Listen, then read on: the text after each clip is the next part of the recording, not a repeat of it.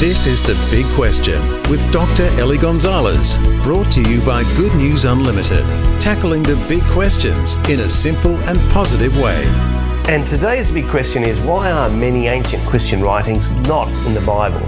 I've often found that people who ask why some Christian writings were left out of the Bible, well, they've got some kind of conspiracy theory in mind. And typically these conspiracy theories, the villain of the piece is the Roman Emperor Constantine at the Council of Nicaea around 3 centuries after Jesus. And he is meant to have decided which books should go into the Bible. The problem with this theory is that, in fact, neither Constantine nor the Council of Nicaea ever had anything at all to do with deciding which book should be in the Bible. It's simply not true.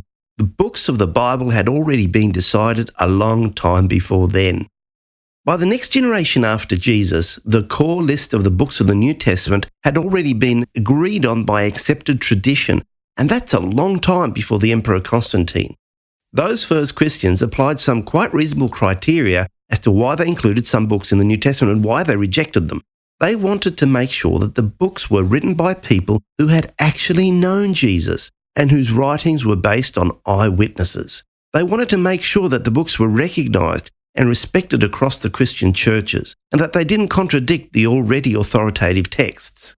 There were actually quite a lot of writings going around in early Christianity, but the problem with many of them was that their authorship was either dubious or they were considered to be outright fakes. Often they were written by people who wanted to push their own personal views about Jesus and about his teachings. They wanted to hijack the Christian faith. These other writings also tended to have been written later, usually much later than the books that were accepted as part of the New Testament. That was a bit of a giveaway. It wasn't hard for the early Christians to know which were the authentic books of the Bible and which weren't, because the authentic ones had been accepted from the beginning. They originated from the apostles and agreed in the essential teachings of Christianity. The fake ones didn't.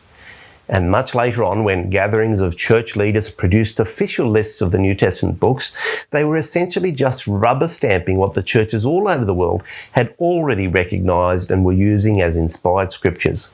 All of which means that you can have confidence that what's in the New Testament is what's meant to be there.